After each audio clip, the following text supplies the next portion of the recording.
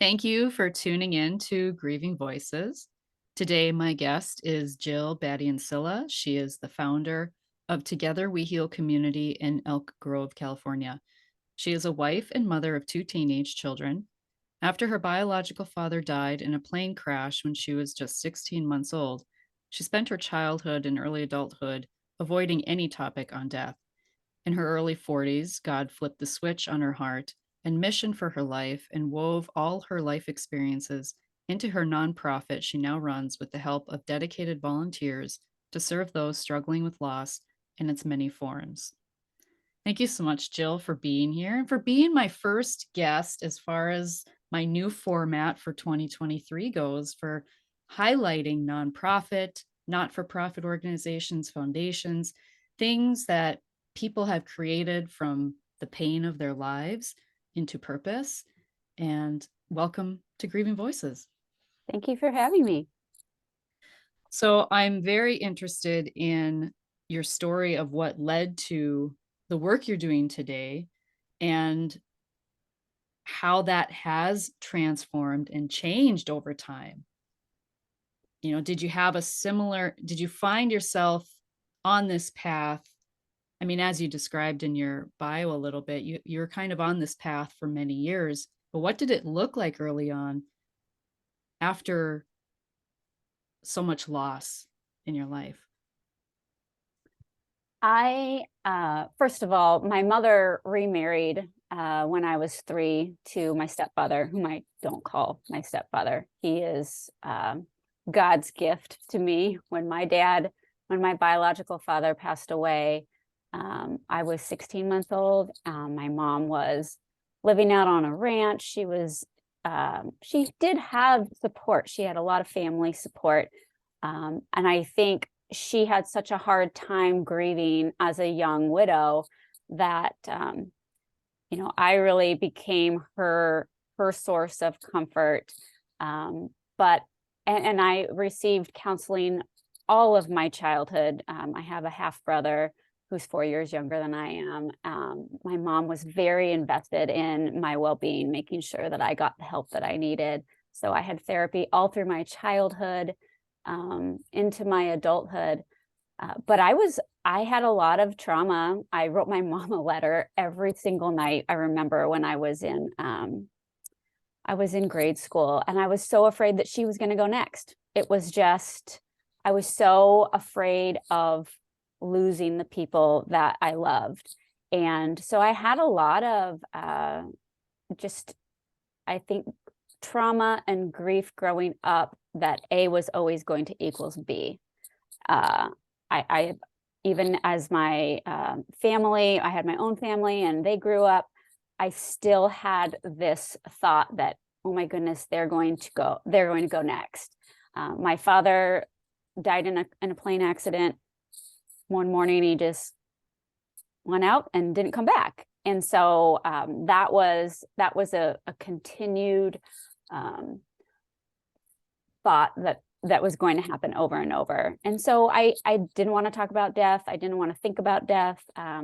I had a hard time even imagining anyone else that I loved leaving. And unfortunately, because you live, and when you live long enough, you experience grief. So I lost all my grandparents. I had 3 sets of grandparents, and they all passed away very quickly, in a very close period of time. And I just didn't want to think about it. I didn't want to talk about it. Every time I talked about it, I would break down. And then I realized after many, many years of therapy that I was still grieving. I mean, I was in my 40s, driving somewhere thinking, what am I doing? And my purpose in life, am I doing it yet? And the clear answer was no, I was not. But God was really weaving all of my life experiences together to make this my purpose. And it wasn't until my 40s that I realized, oh, I need to do something with this, and I need to use my pain for a purpose. That was his specific words to me. Use your pain for purpose. Now it's time. So what were you doing before this took root in your heart and started to evolve? So I actually have a degree in psychology, which I didn't use, then went on to get a credential, a teaching credential, and a master's in education, and taught for a while, but had children and stopped. And then when my children were small, I started a jewelry business. And that jewelry business was uh, hand stamped jewelry. I taught myself how to stamp this jewelry, and it became this custom local business. And people would come into my studio at home and they wanted to put something. A lot of people were coming to me because they wanted to create something as a memorial. So many of my pieces were just mother's necklaces, important, anniversaries, Valentine's Day, Christmas gifts, initials, and things like that. But I did have a growing number of people who were coming into my studio because they lost someone.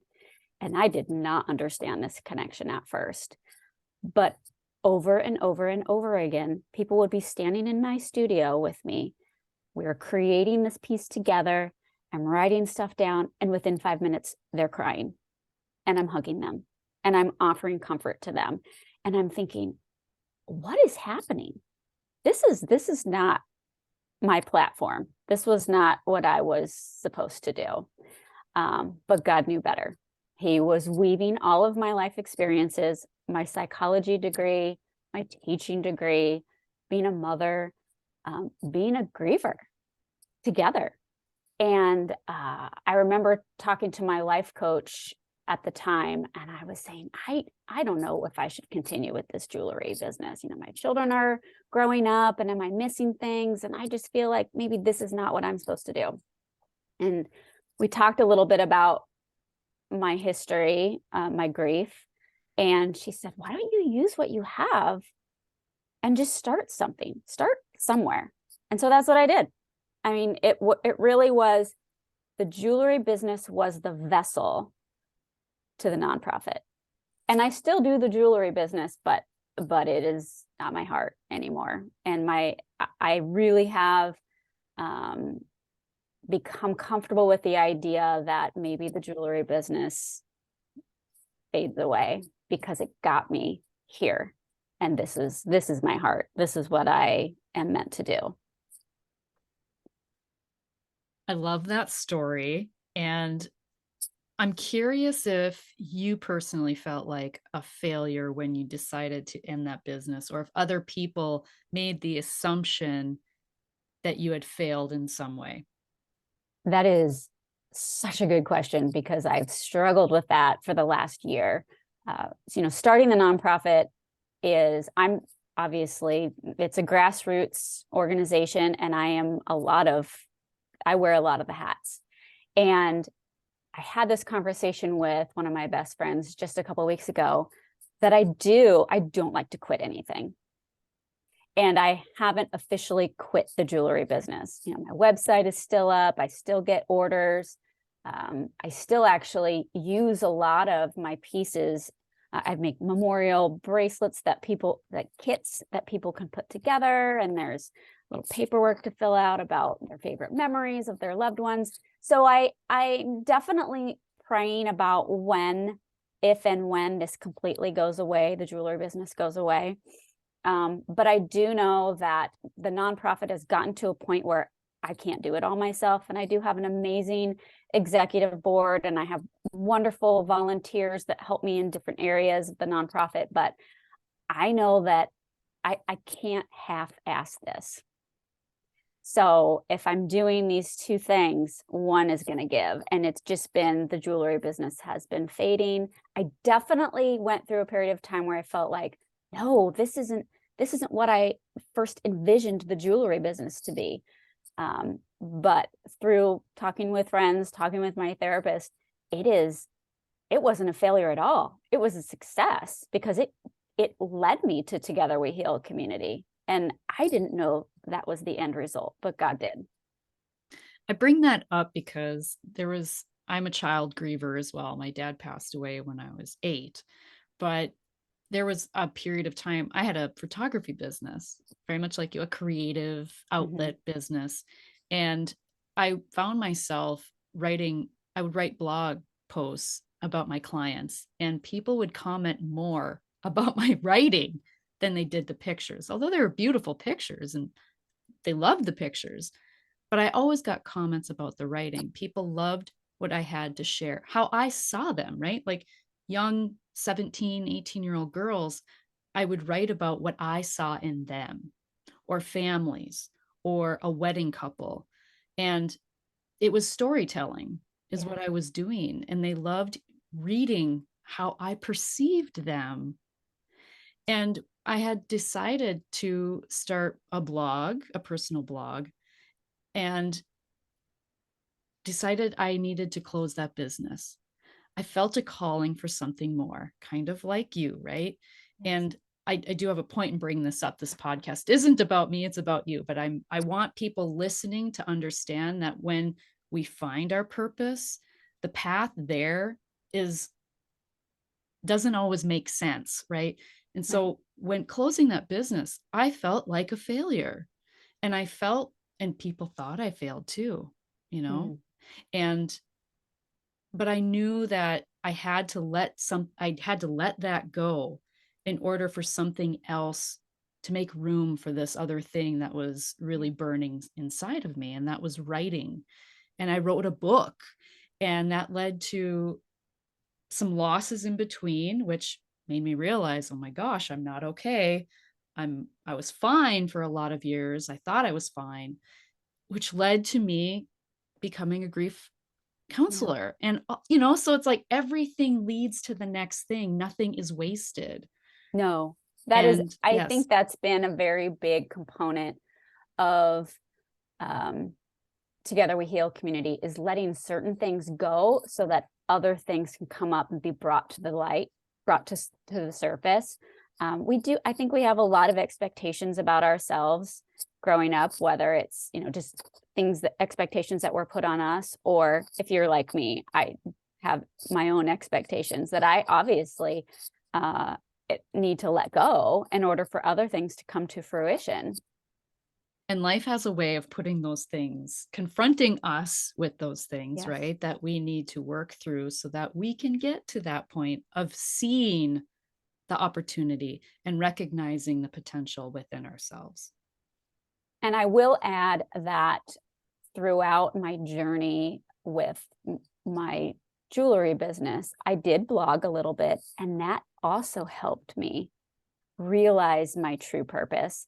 And I was never, the only time I was ever truly passionate like I am with Together We Heal community was when I was writing stories, the stories behind the pieces that I was making. And I love doing that. Don't get me wrong.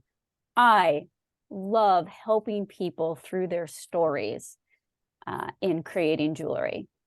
It's just, it's just blazed a trail for me to start Together We Heal community. And when I talk about people, when I talk to people about the nonprofit, I feel like that passion really comes out.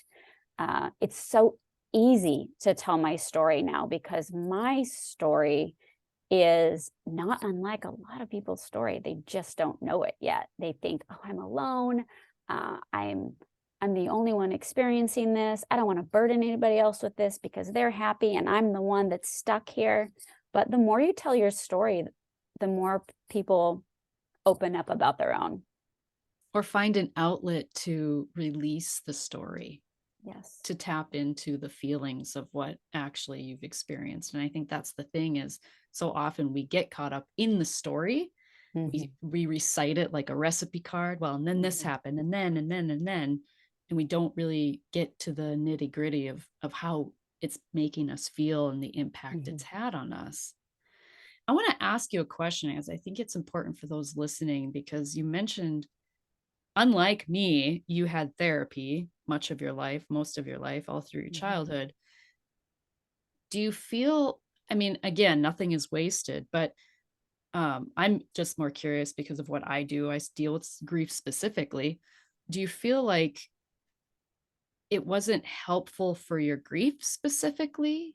Like at the, when you, I don't know, do you still see a therapist? Do you mind me asking? Yes. I Okay. do. She's Okay. amazing. And I would not be where I am today if I didn't have her.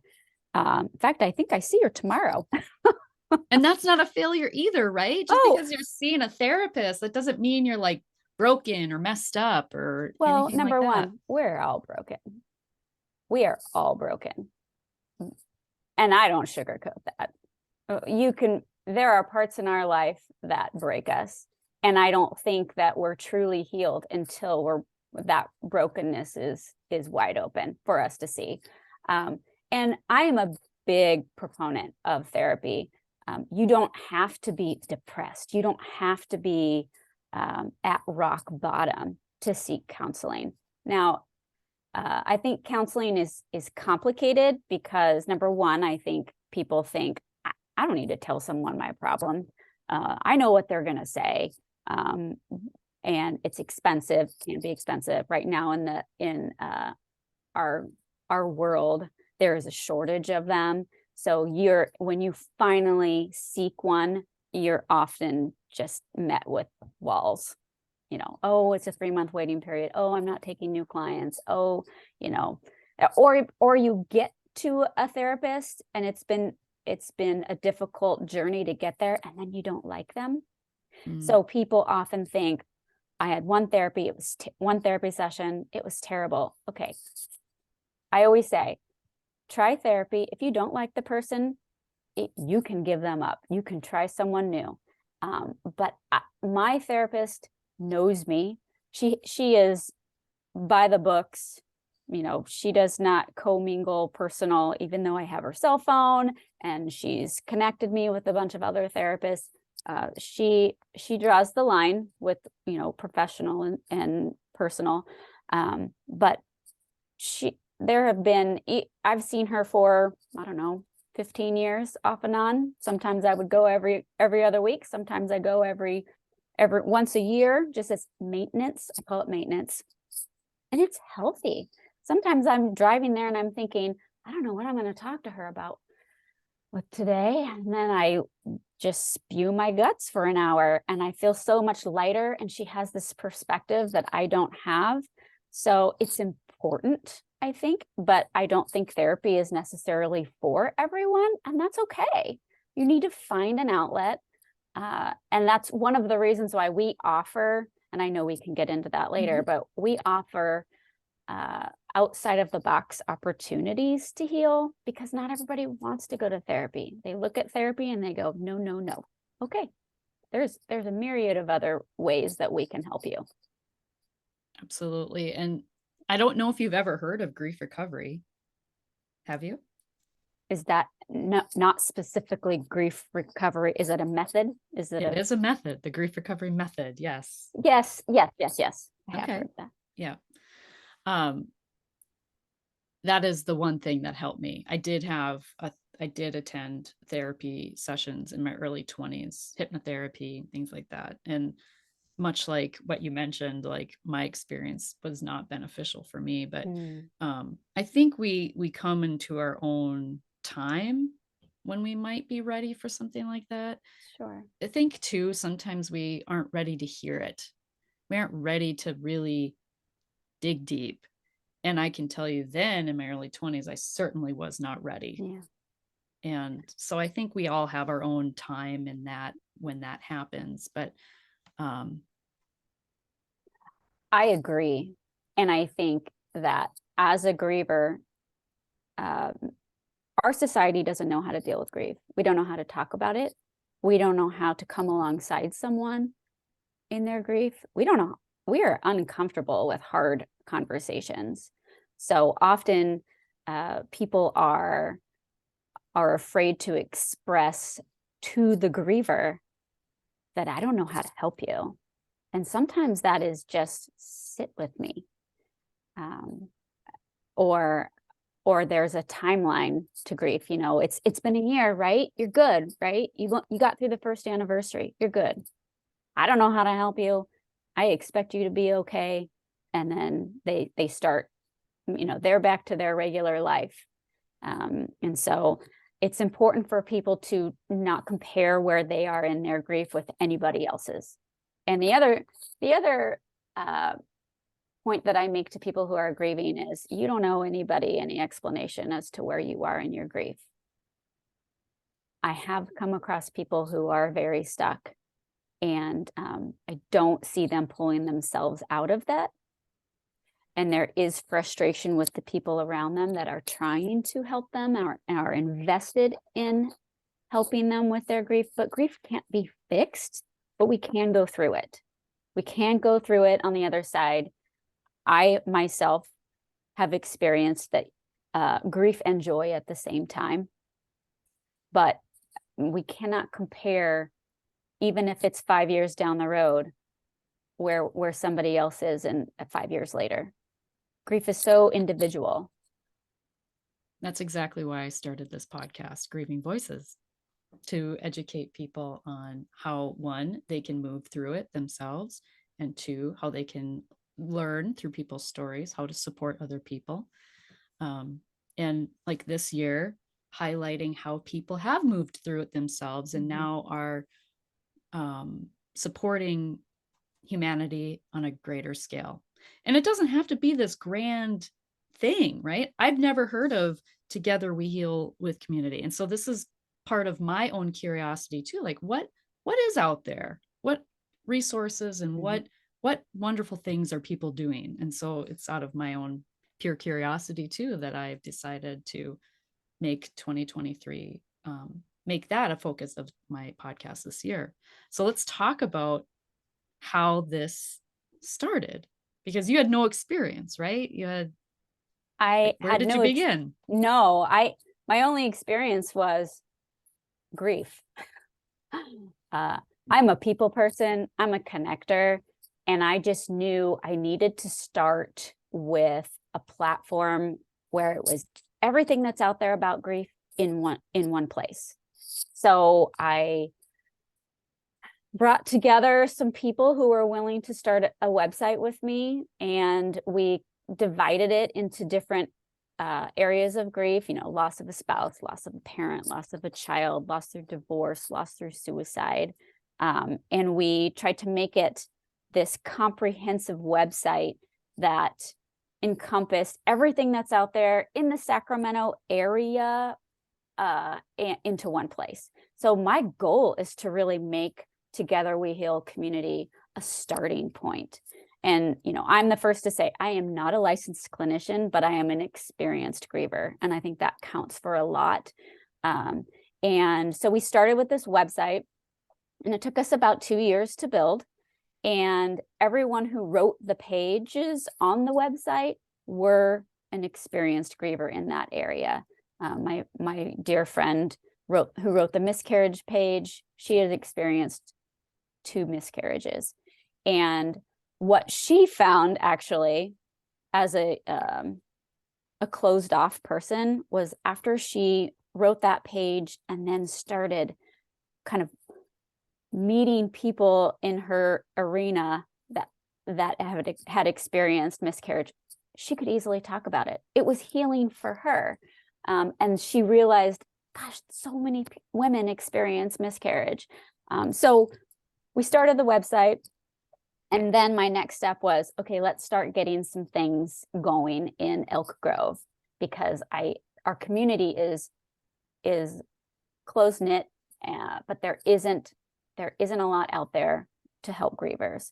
And I just really wanted to touch on different experiences, somatic, mindfulness, when we experience grief, where do we feel it in our bodies, and how can we tackle grief from the side? You don't have to talk about grief, but just come here and be with us. Come be with other grievers. So we then started a grief support group. We started different workshops that are healing and easy to come to. There's no pressure when you come to any of these, we call them workshops. It's just come as you are and get this gift of this amazing people. The amazing people have come into this. And a lot of my facilitators don't even charge Together We Heal Community for their time. They are also of service. I have attracted people who want to give back, and I'm so blessed to have those people come alongside me and create these services for our community. So we have writing as a healing art, and you can come to that class and write about anything. It doesn't have to be about your grief. You're given a writing prompt.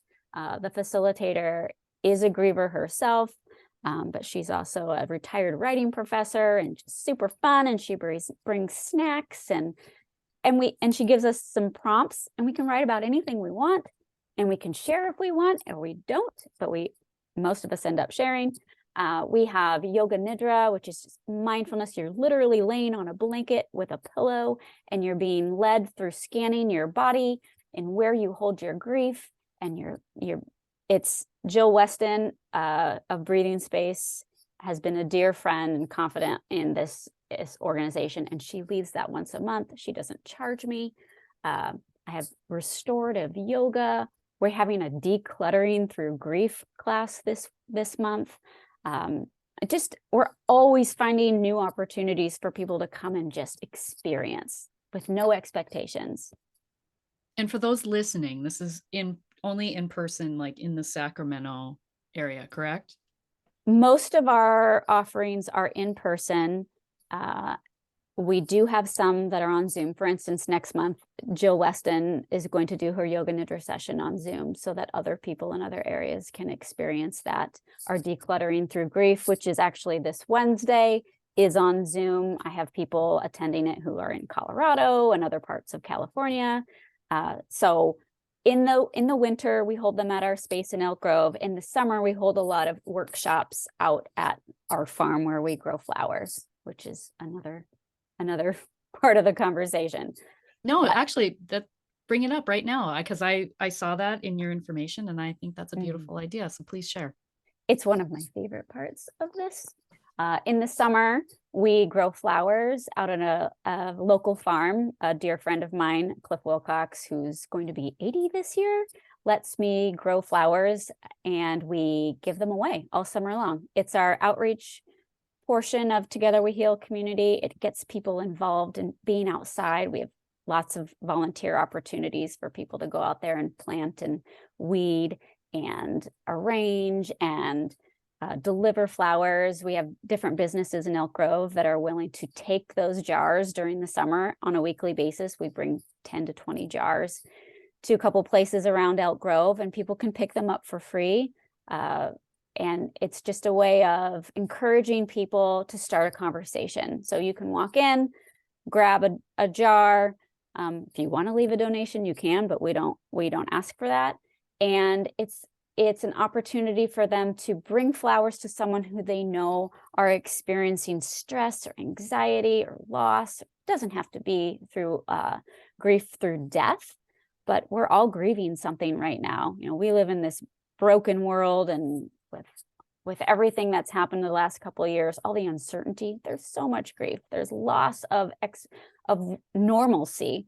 So the flowers are a way to say, I'm not sure what to say to you, but here's some flowers, and aren't they pretty? And they were grown for you. Everybody that put these together had you in mind for them. And I'm thinking of you, and I'm here. So the flowers are started by seed about now. Right now we're underwater because it's been a tumultuous January. And we will have to start from scratch. It's looking pretty muddy out there right now, but we grow them by seed. And then during the summer, we have you pick days so people can go out there and pick them themselves. And I will tell you, it's magic. That place out there, the farm, Cliff Wilcox lets me do whatever I want. He doesn't charge me because he's so sweet and I love him. And we have our wellness retreats out there. We had a wonderful wellness retreat in the fall, and we're having another one in April. And that wellness retreat was just come and be here with us. We had massage and yoga. We had nutritional components. We had the writing. and it was catered, and we had music, and it was beautiful, and people just got to be outside and be open to new experiences that they wouldn't have normally found. And so that is a lot of what we do also. It is, if you trust us, we trust these people, and it's a safe space, and just come and experience it for 45 minutes. And if you don't like it, you never have to do it again, but maybe it will be your saving grace. For those listening who are might be thinking, "Oh my gosh, this speaks to me. I would love to do something like this, but I feel so overwhelmed. Where do I even start?" And you kind of spoke to how it started for you. But for those who are thinking that this could be something for them, right? For making purpose out of their pain, a nonprofit, not for Mm. profit, things like that. Like, what, how do you, I mean, is, how do you make money, right? Because it's not for profit, but how does it fund itself? I mean, that might be a big question for that It people is. might have. It is, and I will tell you, I am the first to say I do not fundraise well, but we are funded all by donors, all by donors. So, and my executive board and I are working on how do we do that better. But our story entices people to be a part of this. So we have got local organizations that want to be a part of this. It's something that is needed, and it's something that I think are not just our community, but all communities lack, is that support. That and so we have recurring donors that we would love to have more recurring donors, because it's a small portion. It's $10 a month, it's $20 a month, it's whatever you want. um, and then we do have some big one-time donors. We're a part of Big Day of Giving, uh, which we're excited. This is the second year that we get to be a part of Big Day of Giving, which is a day for people to just remember their nonprofits that they have a heartstring to, and be a part of that. I want people to want to be a part of Together We Heal community. Most of our costs are very low. Our classes that we offer, sometimes they're free, sometimes they're $5. Our UPIC days generate a little bit of money. Our wellness retreats generate a tiny bit, but we really rely on donors who want to be a part of this, who want to put their name on Together We Heal community. And I think that's the neat part about it, is you can be the reason why people get help. There are people that have money to give, and they don't know where to give it, or they're not invested, because emotionally invested. I think part of that tie to Together We Heal community is, I want to be a part of that. That's something that is not done. And grief work in general, I've had people ask me, why do you want to do this all the time? Because I'm here in my grief for a short period of time. I don't want to stay here.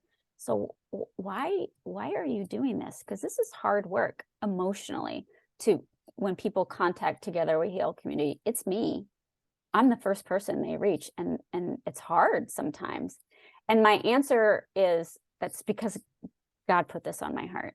So he has enabled me to have this first touch with people. And I'm not the end point. I'm just the connector. Let's start here together. I won't leave you. I'm not going to abandon you, because I think a lot of people have been abandoned in their grief. They're alone. Their family doesn't want to talk about it. They can't find that help through the mental health world. Therapists are booked. So I'm here as your first landing point, but I'm not your end point.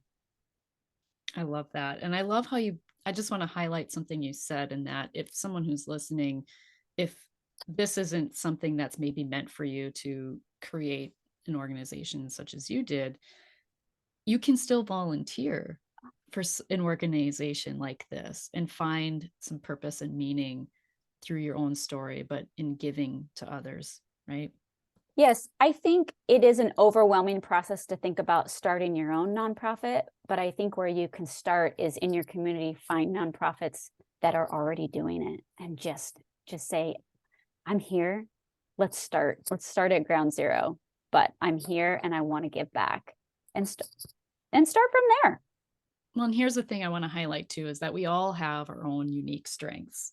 Yes. And so even if you aren't sure, like, well, I'm not really sure what my gift is or what my thing is about me that is awesome. I think you'd find that as you start, it's like follow your curiosity, follow the nudges. If you feel nudged to, check into something, follow that nudge, follow the curiosity that has been placed within you, right? Yes, and I think acknowledge that it might be bigger than you. If you feel, I am a very strong Christian and I pray about every single step I've made. Is this what you want me to do, God? Is this it? And then asking him again and again, every single step. Am I doing this? Am I doing this selfishly or am I doing it for someone else? And I ask myself that because in the end, it's not sustainable if I'm doing it for myself. It has to be for others. God has given me a heart of service. I need to serve. It fills my cup to serve others, if it's just one person. And I'm finding that I know it's weird, but social media has been a catalyst to get more people to what we're offering. What good is it if you're offering something and nobody's taking advantage of it? But our Instagram has been a way of finding people all over the world. I look at my insights and I think, wow, I reached somebody in South Africa today. That's amazing. I feel the same way. Even this podcast alone, it's on every continent. And it's humbling because it's something like just an idea. It starts with an idea. You never know where it's Yeah. going to take you. Yeah. So, through your work and through your own personal experience, what are some unhelpful and hurtful things that stung you a little or hurt you deeply as you were working through your grief? And I know you had a therapist throughout your life and that could help you through those things, but what were some of the things that you experienced people saying? I would say I'm unapologetic about how I feel. I'm an open book. If people don't like how I feel, I kind of it doesn't bother me as much. I have had a lot of family members say after a death that we had experienced that they should just get over it. Just get over it. It's been long enough. It's been long enough. Why don't you just move on? And I think that's a trigger for a lot of people. Why aren't you at this point yet? Why aren't you at that point yet? I'm fine. I've gotten over it. The whole you should get over it thinking is very hurtful. So I would say that's the biggest trigger, is that you're not where someone thinks that you should be. And again, you don't know any explanations as to where you are in your journey. And I know journey is a cliche word, but it really is a journey. It's ups and downs. It is you're fine, and then you smell somebody's perfume and it catapults you back. So I think just being strong in your process is important to remember, because you will have people that do not understand. It is not for you. I think sometimes too, because I experienced that as well, especially I think with child grievers, especially. I mean, we've been, as children, we've carried this our entire lives practically. Yes. And so people can easily say, oh, you should be over it by now. I mean, that happened when you were a child. And I think what's interesting is that, and I know this specifically for myself, I had someone say that to me. And what's interesting is that person's who passed away, the mutual person, has their cologne in the cupboard in their bathroom. Mm. And I thought, that's interesting. Mm-hmm. So you never really know, the people that are saying those things really could be judging themselves, Sure. I should be over it. So you should be over it too, but I'm not. But I'm going Yeah. to tell you you should be. Yeah. You know, It it's just grief's an and projecting your pain, you know. exactly. And not everybody knows how to really process that.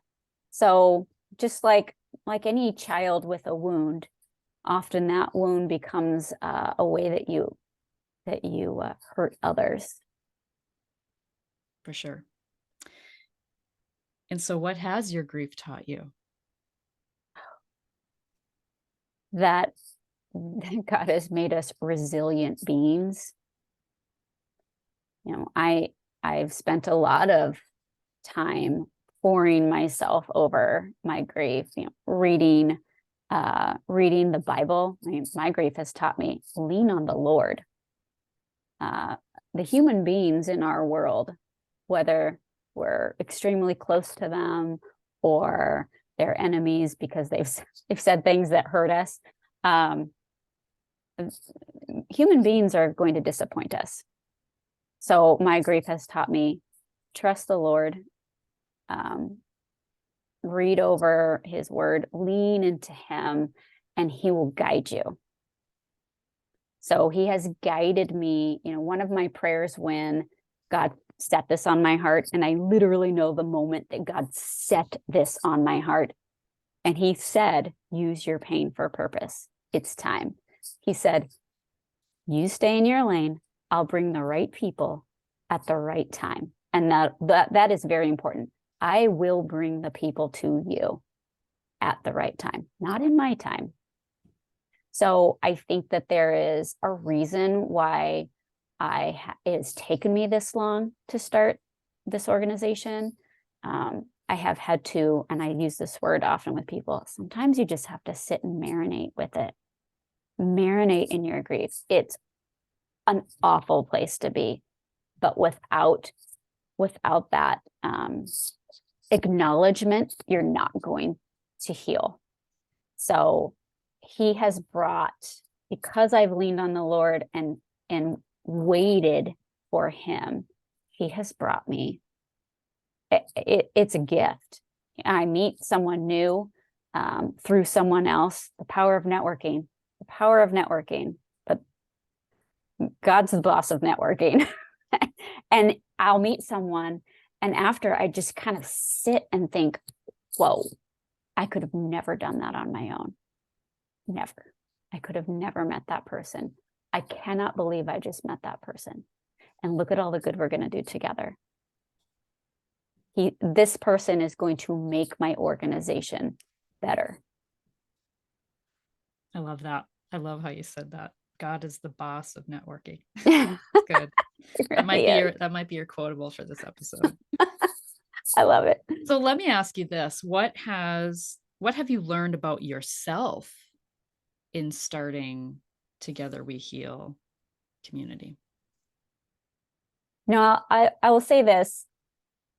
I have been dreaming about this wellness retreat out at the farm for probably 3.5 years. And last summer, I told my people, all of my volunteers, all of the people that are involved in Together We Heal community, I said, we're going to make this happen this year.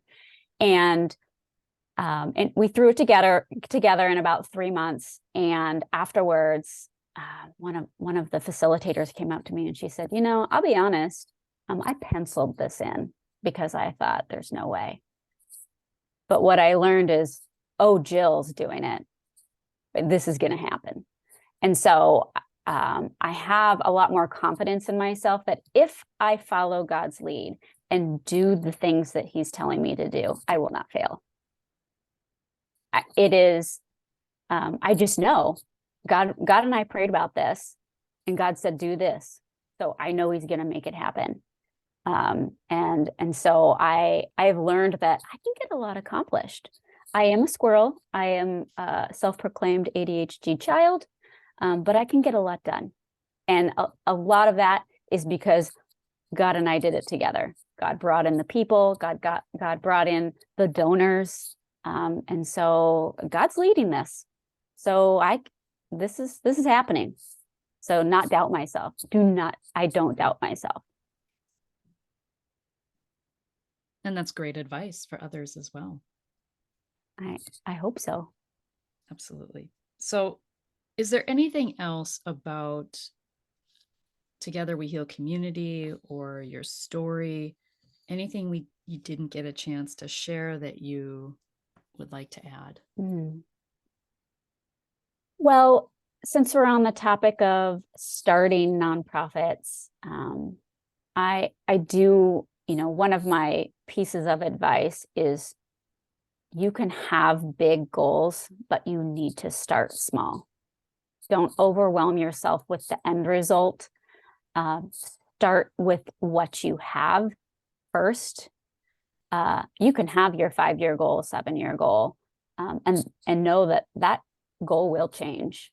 When I first started this, I thought it was going to be all for children because I was a childhood griever, and that's my soft spot, is how do we help children that are needing help, but maybe their parents or guardians don't know how to get them that help. So I first thought everything I was going to do was just for kids. And that now that's something that I look back at and think, oh, well, we didn't do that at all.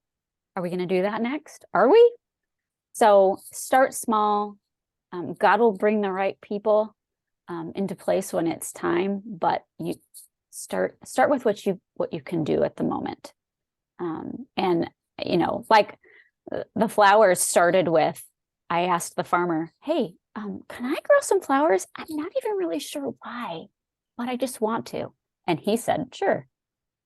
And I threw a hose down a 300-foot row and I grew flowers and weeds, and I picked them myself and I arranged them and I gave them to my neighbors and my friends, and just thought, I don't know what I'm doing, but let's do this.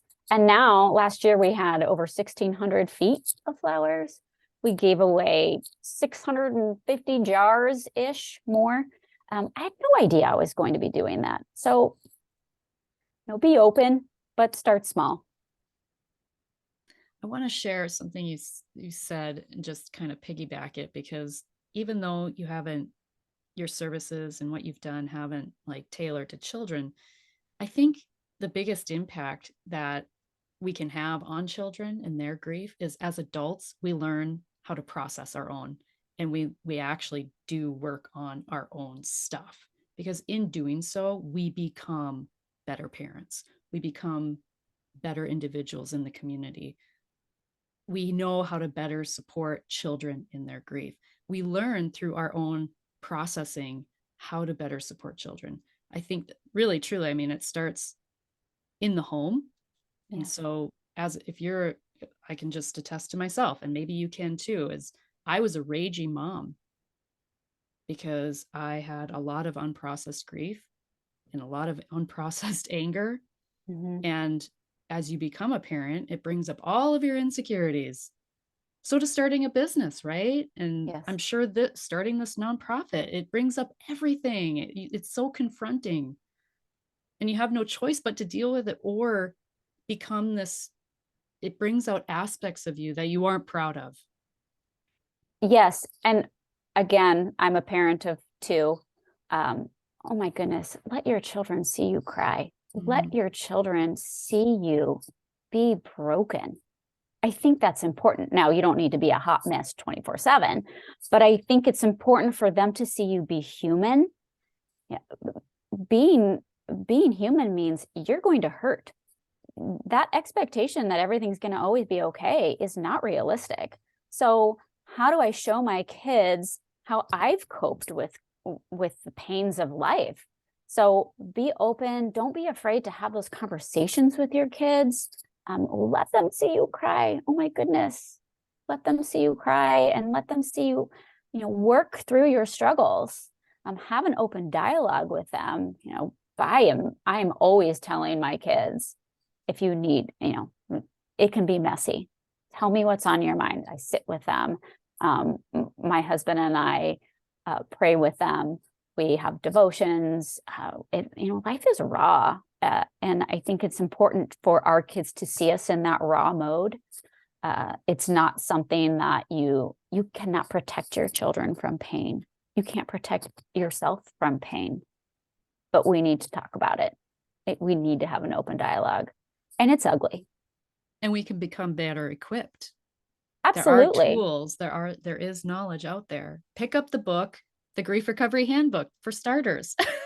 Yeah, I need that book. Yeah, understand grief itself, because as we've talked about at the beginning of this episode, which is this is a great way to tie it up, is that we simply do not know what to do with it. And so as an adult, if you are angry and you have a child who is expressing anger on a consistent basis, they're only a mirror. Yes. They're only being a mirror. Don't be surprised then when your child is angry if you are an angry parent. And And where is the grief that is unprocessed there? I think it's also important to tell children that just because I am dealing with it this way, maybe what sounds good to you to start. What are you comfortable with starting? You know, I always talk about um, possibly starting a journal or doing art therapy. Let's get color crayons depending on their ages. Let's just get out. But everybody does process grief differently, and that's important for them to know. Hey, this is how I deal with grief, and but it might not be how you're most comfortable with dealing with it. So what do you feel like doing? You know, and you know there are lots of ways to word it because everybody has a different personality, and you know your children best, but it's important to know for them to find their own unique way that they can process their grief or their stress or their anxiety. You know, that's all big words right now, is anxiety. We're all having a little bit of that. And it's grief. At the end of the Yes, day, it's just grief. the loss of that you can, you know, walk out the door and expect certain things. That's no longer there Yeah. The for any of loss of us. hopes, dreams, and expectations, and Yes. anything we wish would be different, better, or more is grief. Yes. So thank you so much for being here and for the work that you're doing and in your community and the information that you're sharing and your gift of creating purpose from your pain. Thank you so much. Thank you for letting me share. And remember, when you unleash your heart, you unleash your life. Much love.